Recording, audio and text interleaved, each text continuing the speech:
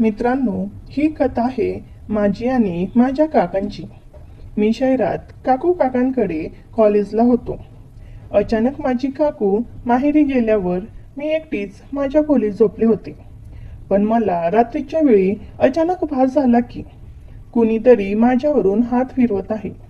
मी हळूच डोळे उघडून पाहिले तर समोरच्या दृश्य पाहून माझ्या पायाखालची जमीनच सरकली. त्याने तर तिथेच मला. मित्रांनो, माझ्या काकाचं वय 45 आहे. ते खूप देखणी आणि रुबाबदार आहेत. त्यांची बॉडी एकदम फिट असून त्याची हाईट 5 फूट 8 इंच आहे. त्यांचं वय जरी 45 असलं तरी ते अजून 35चे वाटतात. काकाचं लग्न झालं तेव्हा ते अवघे 20 वर्षाचे आणि काकू फक्त 17 वर्षाची होती. मी काकांची खूप लाडकी होती. मी शहरात काका काकूकडे राहून कॉलेज करत होते. माझे आई बाबा मी लहान असतानाच एका अपघातात निधन झाले होते. तेव्हापासून मी काका काकूंकडेच राहत होते. काकांना मुलगी नसल्यामुळे मला काका काकूंनी त्यांच्या सख्या मुलीप्रमाणे जीव लावत होते. काका काकूंना फक्त एकच मुलगा होता. तोही आमच्या सोबतच राहायचा. तो घरबसल्या ऑनलाईन काम करून फेसबुक, यूट्यूब वरून पैसे कमवायचा. पण गेल्या काही दिवसात काकू काकांमध्ये खूप भांडण व्हायचे. ते छोट्या मोठ्या कारणावरून सतत भांडत असायचे. माझी काकू प्रत्येक गोष्ट किरकिर करायची. त्यामुळे मी नेहमी काकांकडून बोलायची. त्यामुळे हळूहळू ती माझा पण राग करायला लागली होती. ही त्यावेळची घटना आहे, ज्यावेळी कॉलेजला सुट्ट्या होत्या आणि मी बऱ्याच दिवसानंतर आज घरी चालली होती. काकांना भेटायला मिळणार म्हणून मी खुश होती. काका मला खूप लाड करायचे. मला हवं नको ते सर्व द्यायचे. काकू मात्र सतत किरकिर करत असायची. त्यामुळे आम्ही तिला काही सांगायचो नाही. मी जेव्हा घरी पोहोचले आणि मला घराचा दरवाजा सताड उघडला दिसला. मी आत गेली तर मला कोणी दिसलं नाही. मला काहीतरी घडल्याची शंका झाली. मी किचन, हॉल, सर्व बेडरूममध्ये गेले तर तिथेही कुणी दिसलं नाही. शेवटी मी काका काकूंच्या बेडरूममधील बाथरूममध्ये गेली तर बाथरूमचं दार बंद दिसलं. मी आवाज दिला तेव्हा पलीकडून काकाचा आवाज आला. मला हायसं वाटलं. मला कळलं की काका घरात एकटेच आहेत. ते बाहेर आल्यावर मी त्यांना सर्वजण कुठे गेले विचारलं. काका काहीच बोलले नाही. मला आश्चर्य वाटलं. ते असे वागले नव्हते. ते काहीसे अस्वस्थ दिसत होते. मी परत काळजीने त्यांना काकूबद्दल विचारले, पण तेव्हाही त्यांनी काहीच उत्तर दिले नाही. मला संशय आला की या दोघांचे परत बिनसले आहे. मग मी काकूला फोन विचारलो, ती कुठे आहे? तिने सरळ उत्तर दिले की ती माहेरी आली आहे. मला नवल वाटलं, कारण काका काकूमध्ये इतके वादविवाद व्हायचे तरीही ती कधीही माहेरी गेली नव्हती. पण यावेळी ती माहेरी गेल्याने काहीतरी सिरियस घडल्याचा संशय आला. मी तिला त्याबद्दल विचारले, पण तिनेही काही सांगितले नाही. मी जेव्हा तिला परत परत माहेरी जाण्याचं कारण विचारलं तेव्हा ती वैतागून म्हणाली की तुझ्या काकांनाच विचार, तेच तुला सांगतील आता. असे बोलून काकूनी रडत रडत कॉल कट केला. मी काकाजवळ गेले आणि त्यांना विचारलं काय झालं, पण ते काही सांगायला तयार नव्हते. थोड्याच वेळात माझा भाऊ घरी आला. मी त्याला विचारलं काय झालं, पण त्याला या दोघांच्या भांडणाचं कारणच माहीत नव्हतं. मी त्याला काकूला आणायची विनवणी करून त्याला त्याची बॅग भरायला सांगितली. त्यांनी ती मान्य करून लगेच तो सर्व आवरून काकूच्या माहेरी निघून गेला. आता घरात मी आणि माझे काका असे दोघेच होते. काकांची तब्येत बरी वाटत नव्हती. त्यामुळे मी त्यांना त्यांची रेग्युलर मेडिसिन्स दिली व आराम करायला सांगितलं. सकाळी नेहमी काकाप्रमाणे मॉर्निंगला वॉकला गेले आणि मला 9च्या सुमारास एक अननोन नंबरवरून फोन आला. तुमच्या काकांचा ॲक्सिडेंट झाला आहे. त्यांच्या डोक्याला आणि पायाला मार लागला आहे. तुम्ही ताबडतोब हॉस्पिटलमध्ये या. मी लगेच स्कूटी काढली आणि त्यांना सांगितलेल्या हॉस्पिटलमध्ये गेले. ते हॉस्पिटल त्यांच्या डॉक्टर मित्राचं होतं, ज्याचं नाव डॉक्टर विजय होतं. डॉक्टर अंकलने काकाच्या डोक्याला ड्रेसिंग केली होती आणि पायाच्या गोट्याला प्लास्टर केलं होतं. मी काकूला याबद्दल सांगितलं, पण तिला माझ्या गोष्टीवर विश्वास बसला नाही. तिला वाटलं की आम्ही दोघे मिळून नाटक करत आहे. डॉक्टरांनी काकांना 7-8 दिवसाच्या गोळ्या दिल्या आणि परत एकदा हॉस्पिटलला यायला सांगितलं. डॉक्टर अंकलने मला बाजूला नेऊन सांगितलं की तुझे काका खूप तणावात दिसत आहे. त्यांना काही प्रॉब्लेम आहे का? मी त्यांना सांगितले की काका काकूमध्ये भांडण झाले आहेत आणि काकू रागाने माहेरी निघून गेली आहे. त्यामुळेच काका जरा तणावात आहे. डॉक्टर अंकलच्या लक्षात सर्व आलं. ते म्हणाले, बहुतेक याच गोष्टीचा त्यांना मानसिक धक्का बसला आहे. मग त्यांनी मला काकांची नीट काळजी घ्यायला सांगितली. तसेच लवकर घरात काकूला बोलवून घे आणि हो, त्यांना त्रास होईल असे काही बोलू किंवा वागू नकोस. मी म्हणाली, मी काकांची पूर्ण काळजी घेईन आणि काकूला पण परत फोन करून सर्व नीट सांगते. मग डॉक्टर अंकल म्हणाले, आता त्यांना घेऊन जा आणि 7-8 दिवसांनी परत घेऊन ये. ड्रेसिंगसाठी मी नर्सला घरी पाठवून देईन. मग काकांना घेऊन मी घरी आले. त्यांना बेडरूममध्ये घेऊन गेले. मग मी काकूंना फोन लावला आणि काकाबद्दल परत सर्व सांगितलं. पण काकूला अजूनही वाटत होतं की मी आणि काका तिला परत बोलवण्यासाठी सर्व नाटक करत आहेत. ती काहीच ऐकायला तयार नव्हती. काहीही झालं तरी मी आता यशा माणसाजवळ येणार नाही अशी ती म्हणत होती. मी काकूला खूप समजावून सांगण्याचा प्रयत्न केला, पण काकू काही ऐकण्याचा मूडमध्ये नव्हती. मी बोलले, मग भावाला तरी पाठवून दे. यावर काकू सरळ बोलली की आता तो माझ्यासोबतच राहील आणि तू तुझ्या काकासोबत राहा. एवढं बोलून काकूने फोन कट केला. आता मला काहीच कळत नव्हतं की एवढं काय झालं की काकू अजिबात ऐकायला तयार नाही आणि काका सुद्धा काहीच नीट सांगत नाहीत. काय करू मला कळत नव्हते, पण मला काकांची खूप काळजी वाटत होती. माझ्या सुट्ट्या संपत आल्या होत्या, पण काकांना असं सोडून जाण्यात काहीच अर्थ नव्हता. मी कॉलेजला अर्ज लिहून परत काही दिवसांच्या सुट्ट्या मागितल्या. 2-3 दिवस अशीच निघून गेले. माझं पूर्ण कामात आणि काकांच्या सेवेत जाऊ लागलं. काका एकदम शांत असायचे आणि एकही शब्द बोलत नसायचे. एका रात्री मी काकांच्या रूममध्ये त्यांच्यासाठी हळदीचे दूध घेऊन गेले असता मला विचित्र अनुभव आला.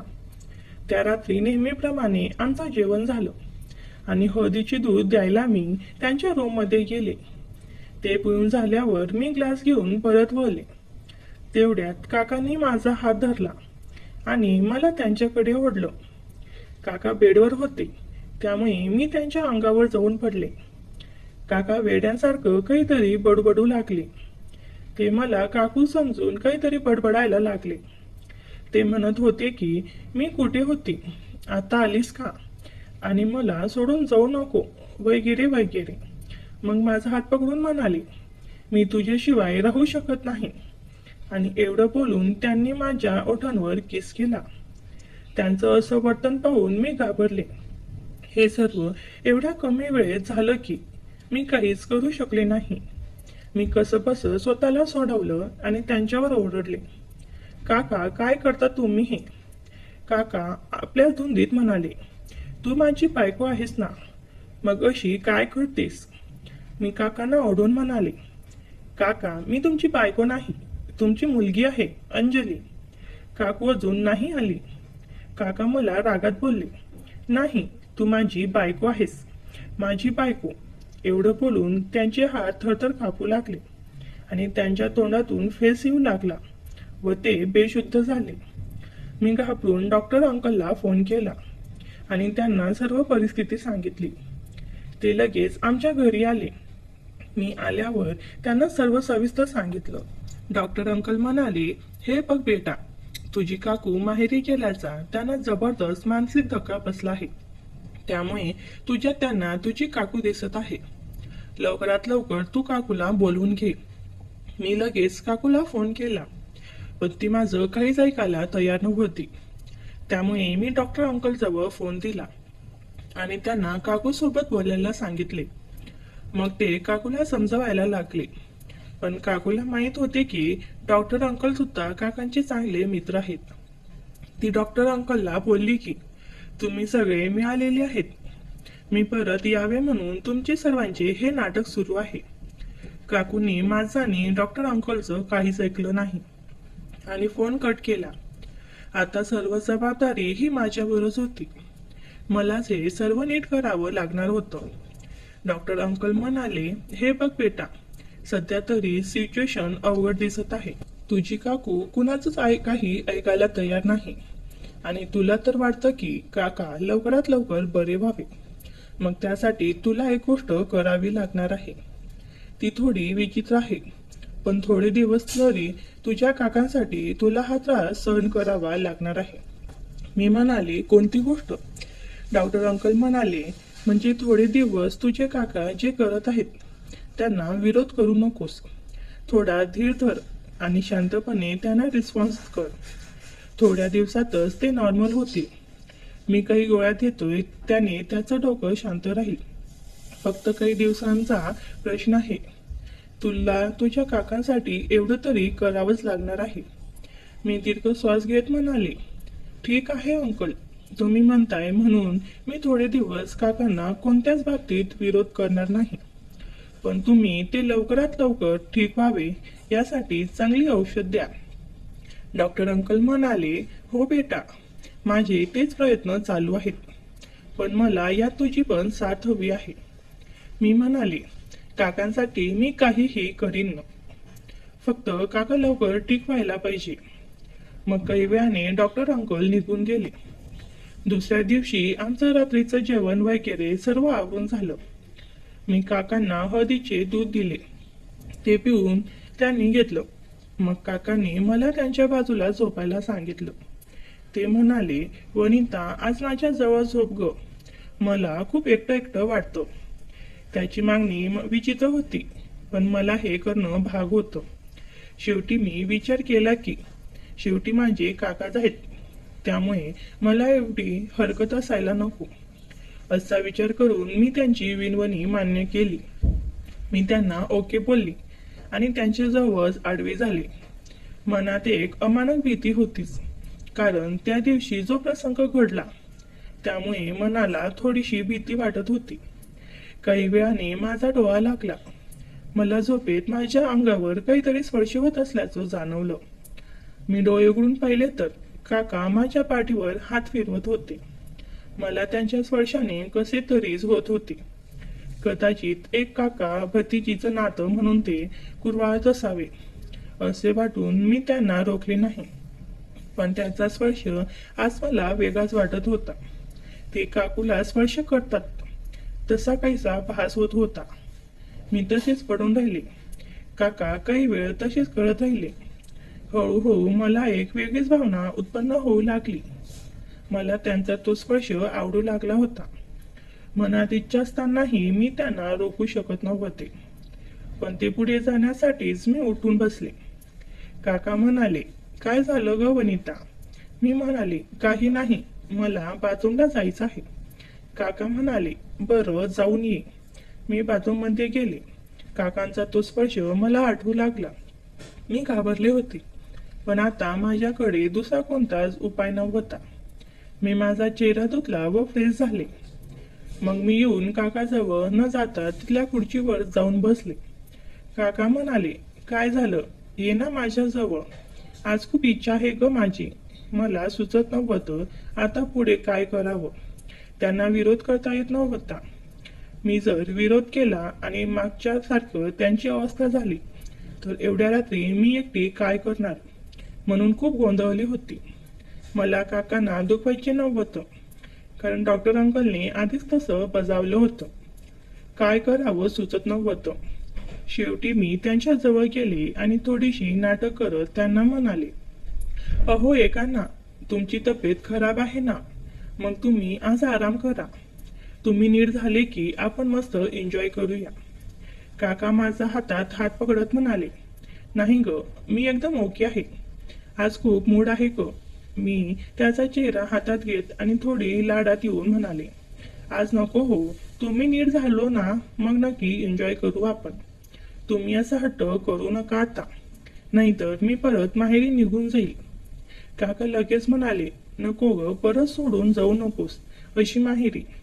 तुझ्याशिवाय मी कसा जगलो हे मलाच माहीत आहे. तू बोलशील तसं करू.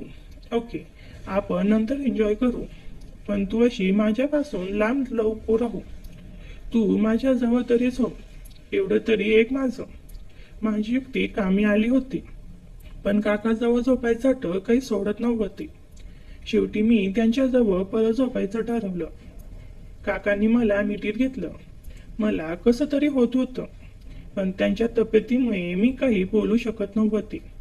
त्यांची मिठी मला उबदार वाटत होती. मनात वेगळेच भाव निर्माण होऊ लागले होते, पण मी स्वतःवर ताबा ठेवत होते. काही वेळाने मी काकांच्या मिठीत कम्फर्टेबल झाले आणि आम्ही दोघेही तसे झोपे गेलो. मग काकांनी त्या रात्री काहीच केले नाही. सकाळ झाली आणि काकांच्या आवाजाने मी जागे झाले. रात्री झोपायला खूप उशीर झाला होता, म्हणून मला खूप छान झोप लागली होती. काका बोलले त्यांना बाथरूमला जायचं आहे. मी त्यांना बाथरूममध्ये घेऊन गेले. त्यांना बाथरूममध्ये सोडून मी किचनमध्ये आले. माझी कामं करायला लागले. खूप वेळ झाला होता काका बाहेर येईना, म्हणून मी हलकासा दरवाजा उघडून पाहिला आणि जे पाहिलं ते पाहून मी दंगत झाले. काका डोळे मिटून स्वतःच्या अस्तित्वाचा आनंद, आपल्या भावना शांत करत होते. मी पटकन मागे सरकली आणि परत किचनमध्ये आले. त्यांनी मला बघायच्या अगोदरच मी दरवाजा बंद केला होता. मला कळत नव्हतं अशा परिस्थितीत मला काय करायचं आहे. काका आणि भाऊ घरात नव्हते. काका आजारी होते आणि ते मला त्यांची बायको समजत होते. मी त्यांना विरोध करू शकत नव्हते आणि काका स्वतःला शांत करत होते. या सर्व विचित्र परिस्थितीत मी अडकले होते. मग काका अंघोळ करून बेडरूम मध्ये गेले. मी त्यांच्यासाठी नाश्ता घेऊन गेले. तेव्हा त्यांच्या चेहऱ्याकडे बघितले तर काका खूप आनंदी दिसत होते. ते पाहून मला त्यांच्यावर प्रेम येऊ लागलं. मला ते खूप आनंदात वाटायला लागले. मग त्यांनी आनंदाने नाश्ता केला. काका खरंच खूप सुंदर दिसत होते. त्यांची बॉडी खूप मस्त मस्क्युलर आहे आणि त्यांची हाईट त्यांच्या व्यक्तिमत्वाला आणखीच आकर्षित बनवते. त्यांची उबदार मिशी आणि दाढी क्लीन शेव, एकंदरीत आमची जवानसारखं त्यांचं व्यक्तिमत्व होतं. मी आता हळूहळू त्यांच्याकडे आकर्षित होऊ लागले. मलाच कळत नव्हतं हे सर्व काय चाललंय. मी किचनमध्ये जाऊन स्वतःसाठी कॉफी बनवली. मला काकांना आनंदी पाहून एक वेगळे सुख मिळत होते. आता मी काकांची सर्व कामे करू लागले. त्यांना बाथरूम पर्यंत सोडणे, त्यांना अंघोळ घालणे वगैरे, त्यांना जेवण देणे, त्यांना वेळेवर औषध देणे. मी त्यांच्यासाठी आता त्यांच्या बायकोप्रमाणेच वागायला लागले होते.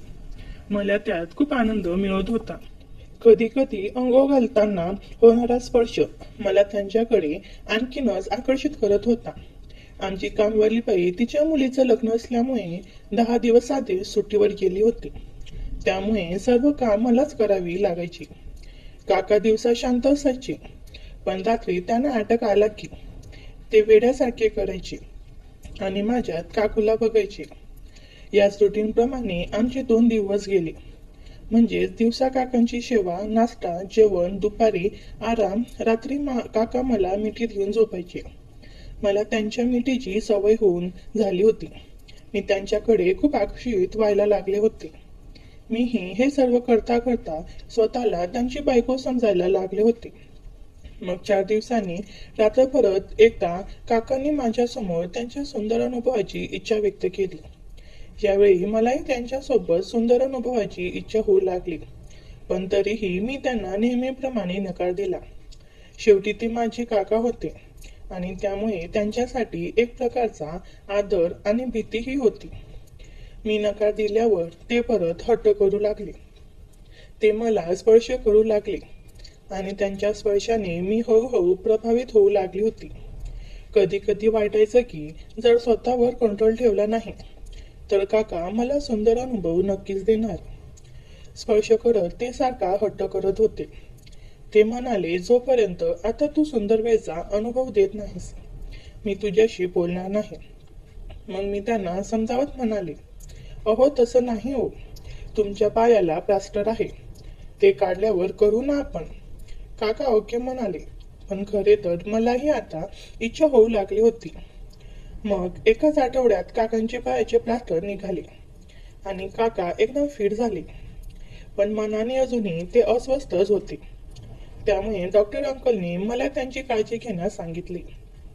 मी काकूला कॉल करून सांगितलं, पण तिने नेहमीप्रमाणे काहीच ऐकलं नाही. शेवटी आमचं परत तसंच रुटीन सुरू झालं. एक दिवस अचानक मला खूप अस्वस्थ वाटू लागलं. मन खूप बेचैन झालं. मला सुंदर अनुभवायची खूप इच्छा होऊ लागली होती. कदाचित हा या सर्व दिवसांचा प्रभाव होता.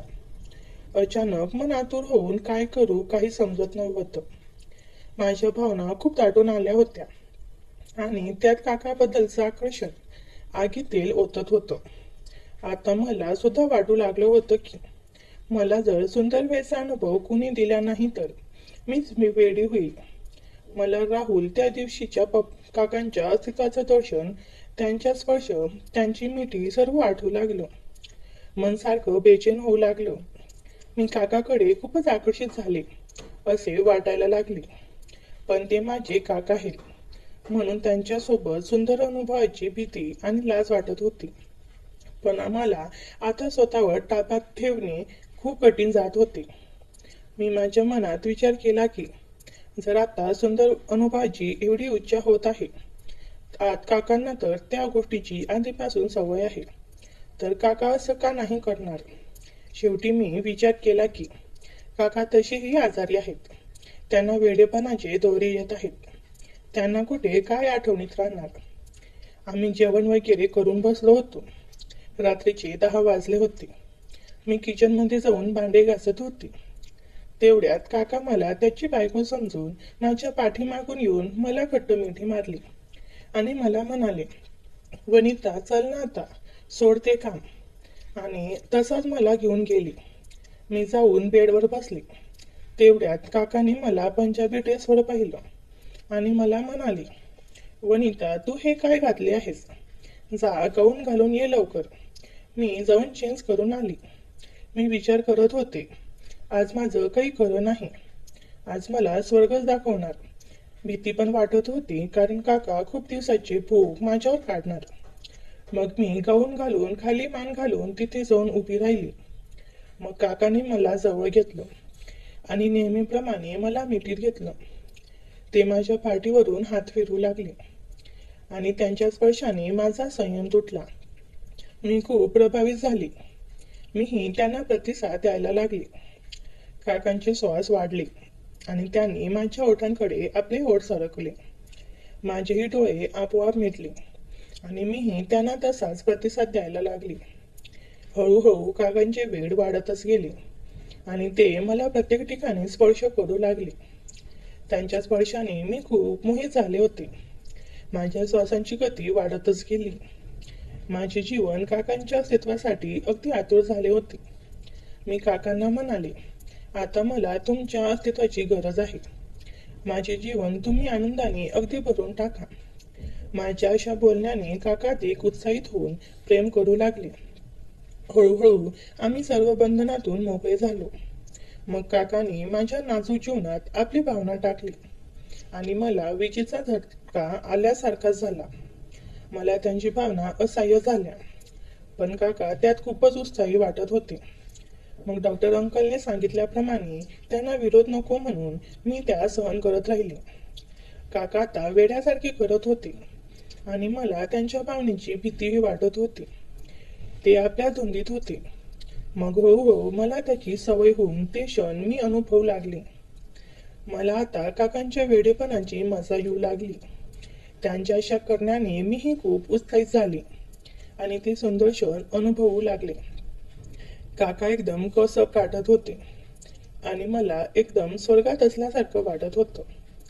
काका खूप दिवस झाले म्हणून ते एखाद्या जनावरासारखे करत होते. त्यांना माहीत नव्हते की समोर त्यांची मुलगी आहे.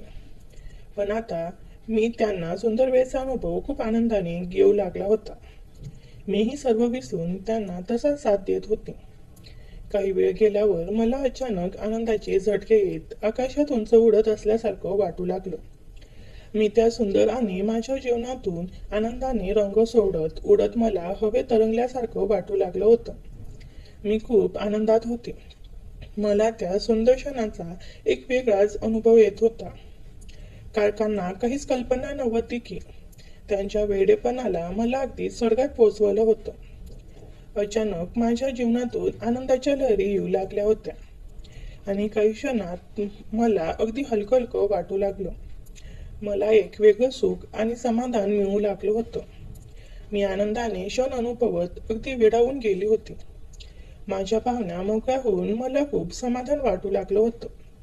थोड्याच वेळात काका सुद्धा त्या क्षणाजवळ पोहोचत आवाज करत शांत झाले. माझ्या जीवनात त्या आनंदाने रंग भरू लागले. मला त्यांच्या भावनेचं एक वेगळं सुख मिळत होतं. शेवटी ते शांत झाले. ते खूप आनंदी दिसत होते. त्यांच्या चेहऱ्यावर खूप समाधान दिसत होते. त्यांना आनंदी पाहून मलाही खूप आनंद होत होता. शेवटी आम्ही शांत झालो आणि तसे झोपी गेलो. सकाळी आम्ही उशिरा उठलो आणि रोजच्या प्रमाणे सर्व आवरलं.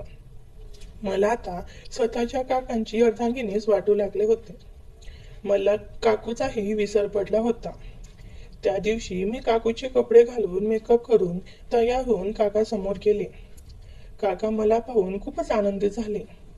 खुश होऊन ते म्हणाले, वनिता, तुला आठवतंय का? तू मला एकदा काय बोलली होतीस ते? मी त्यांच्याकडे आश्चर्याने पाहत म्हणाले, काय? ते म्हणाले, हेच की तू माझ्या मित्राला पण एकदा सुंदर अनुभव देशील. त्याचं बोलणं ऐकून माझी पायाखालची जमीन सरकली. मला खूपच नवल वाटलं. मनात विचार आला, कदाचित काकांच्या या हट्टामुळं तर काकू माहेरी गेली नाही ना. आणि मला खूप भीती वाटली. पण तशी न दाखवता आता खरं काय ते जाणून घेण्याची मला इच्छा होऊ लागली. मी म्हणाले, हो, मी बोलले होते. काका म्हणाले, मग आता तर तुझी काही हरकत नाही ना? मी म्हणाले, माझी काय हरकत असणार? मग ते म्हणाले, तू या गोष्टीला आधी तयार नव्हतीस म्हणून विचारलं. यासाठी तू किती हंगामा केला होतास. अगदी मला सोडून माहेरी जायला निघाली होतीस. काकांचे हे शब्द ऐकून माझ्या पायाखालची जमीन सरकल्यासारखी झाली. पण मी स्वतःवर ठापा ठेवत त्या मित्रांचे नाव विचारलं. मी त्यांना लाडाने म्हणाले, हो आधी मी नाही म्हणत होती. पण जर तुम्ही तुमच्या त्या मित्रांचे नाव सांगितले तर मी नक्कीच विचार करेन. कारण तू सुद्धा तुमच्यासारखाच असायला हवा ना. काका हसत हसत म्हणाले, अगं, त्यांच्या अनुभवाने तुला खूपच मजा येईल. तू अगदी आनंदाने वेडीच होशील बघ. काका लगेच त्याचे नाव सांगितले आणि ते ऐकून मी खरंच विचारात पडले. मी विचार पण केला नव्हता. मित्रांनो, माझ्यासोबत पुढे काय झाले आणि तो काकाचा मित्र कोण आहे हे मी तुम्हाला पुढच्या भागात सांगणार आहे. कारण कथा खूप मोठी आहे. तर पुढच्या भागासाठी आपल्या चॅनलला सबस्क्राईब नक्की करा आणि कमेंटमध्ये भाग 2 लिहा. धन्यवाद.